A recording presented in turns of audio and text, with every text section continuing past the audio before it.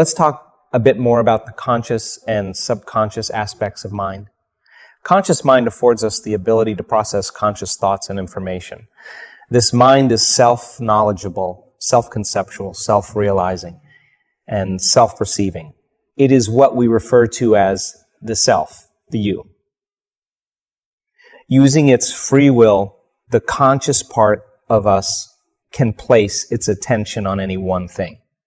This is the privilege of being human. In the chiropractic science and philosophy, it is called the educated mind, and it is processed in our newest brain region, the neocortex. The brain is the organ with the greatest number of neurons organized together. Where there is the greatest number of neurons, there are the greatest levels of intelligence. Consciousness uses the brain to mindfully process learning and experiences into electrochemical impulses called thoughts. The mind, then, is the product of the brain in action. The mind operates when the brain is alive and facilitating consciousness. Consciousness has two specific qualities. Objective consciousness is the life force, the source, and the zero-point field.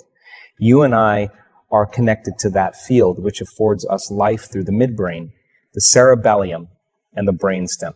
This is the subconscious mind. Subjective consciousness, situated in the neocortex, is the explorer, the identity that learns and evolves its understandings for a greater expression of life. This is the conscious mind. Once we understand how the brain works to create mind, we can go beyond the comfortable boundaries of what we already know. When we can unite our conscious mind to that infinite mind with unlimited potential, we will have access to a world of new possibilities. Consciousness is the only element that makes sense of how we can change the brain and mind. It is that intangible aspect of ourself that influences the brain to produce mind. The time that we are truly conscious, attentive, aware, and present is when we change how the brain works to create a new level of mind. When we can use the conscious mind together with the subconscious mind, we will be able to modify our hardware and upgrade our operating systems. At that moment of merging consciousness, the brain can be rewired. If you're living in stress and you're living in survival and that system is switched on, then everything will be a threat. Mm-hmm. Everything will be a danger. Mm-hmm. Everything will be a reason to rush, to be impatient, to be frustrated, to be judgmental, because that's the consciousness. That's the emotion we're living by. So now you have a problem with a coworker, you have a problem with your partner, whatever it is that you use as an example, and you have to give a presentation. Now you really have one of two choices. Either be victimized by those conditions in your life and you stay in that emotional state, and I'll say to you, Jay, why are you that way? Well, I'm this way because of this person, this circumstance. The person or circumstance is controlling the way I feel and the way I think. Anything that controls the way I feel and the way I think, I'm victim to, mm-hmm. right? Okay. Or I actually can be a creator now. Okay. So when it's the hardest, it matters the most. Okay. So there's going to be a story, a valid story that's going to go along with those emotions mm-hmm. that you're going to have to give up, that you can address at another time from a different state. If you're altered in that state and you say something, you do something, you write the email, you send the text, you'll always regret it. You'll always say, I should have never said that. I should have never done that. We got to learn that we're in an altered state at that time. So there's only one of two choices. You either stay there the whole day and tell everybody that story, or you say, okay, let me take a moment. Remember that this is the experiment called life. Okay, let me practice getting relaxed in my heart. Let me slow the animal down. Let me practice. I'll take a few minutes. Now, let me breathe. Let me get my state back. Let me change everything. Okay, let me remember who I am, who I want to be when I open my eyes, and let me practice that again. Now, even if you had to do that 10 times in one day, I would say it was a day worth living. I would say it was a day worth living. And when we do walking meditations, in our retreats, we're doing walking meditations so you can practice doing it with your eyes open. Yes. Like if you're going to be relaxed in your heart and awake in your brain, and you can do it with your eyes closed, okay, let's take it out for a test drive. Yeah. Let me open my eyes. Let me pay a little bit more attention to my inner world. Let me practice feeling this feeling. Let me practice feeling this way, and let my brain do what it does. Let me change my physiology. Let me change my state. Let me walk as the healed person. Let me walk as the abundant person. Let me walk as if my prayers are answered. Let me walk in the state. If I keep practicing that over and over, it's going to become a habit, right? Yeah. So we hit it as many ways as we can. We have at least 7 or 8 different breaths that we do because we see how they all work in the brain.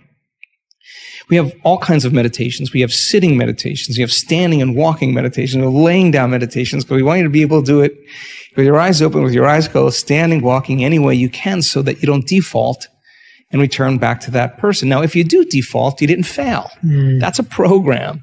You just went unconscious. And how many times do we have to forget until we stop forgetting and start remembering? That's the moment of change. No one cares how many times you fell off the bicycle. If you ride the bicycle now, you ride the bike.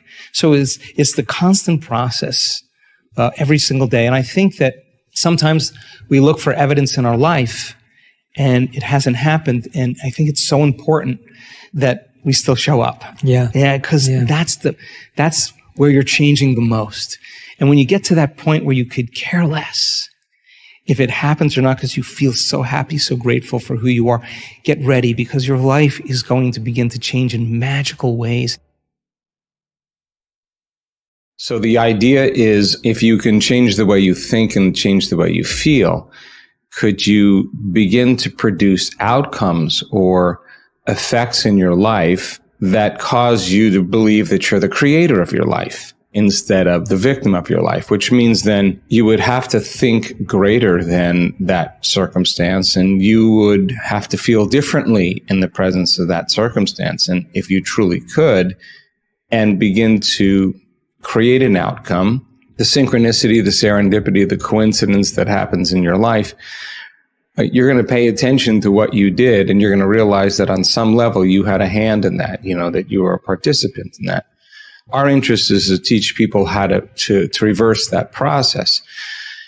Every person, every circumstance, every condition, every place, every object that you own is mapped neurologically in your brain. So your brain is a record of the past. It's an artifact, a repository of everything you've learned intellectually or experienced. End products of experience are called emotions. The memories that we have in our life produces familiar emotions, or our response to anybody that we know in our life. There's a neurological network for your boss, for your coworker, for your ex. And for most people, their interaction in the environment is causing their environment to control their thinking, or their personal reality is controlling their personality. So our interest is to see, if your personality is made of how you think, how you act, and how you feel, is it possible if I begin to change the way I think, change the way I act, and change the way I feel, should my life change? Because I'm changing. And so the interest for us then is to be able to meet the challenges and conditions in our life from a greater level of consciousness and not be victimized by those circumstances, but to take time and to review how you're going to think, how you're going to act, and how you're going to feel. That's meditation. And review how you're not going to think, how you're not going to act, and how you're not going to feel. It just turns out that tends to be 95% of who we are, is those unconscious programs. So it's so much easier to forget than to remember, because it's the majority of who we are, after a certain point in our life. So changing that process, the overcoming process of that same self, somehow begins to produce effects in people's lives. And that's kind of the exciting part about being a creator of your life. Consciousness is the intelligent awareness within us that gives us life every day. Let's term this objective consciousness, or the subconsciousness. This is a system of awareness separate from the conscious mind. It is subconscious, but it is incredibly intelligent and mindful. It is also separate from the thinking brain, but it operates via the other parts of the brain to keep our body in order. With objective consciousness running the show, the brain processes millions of automatic functions every second on a cellular level and at an aggregate level as well, of which we are not consciously aware.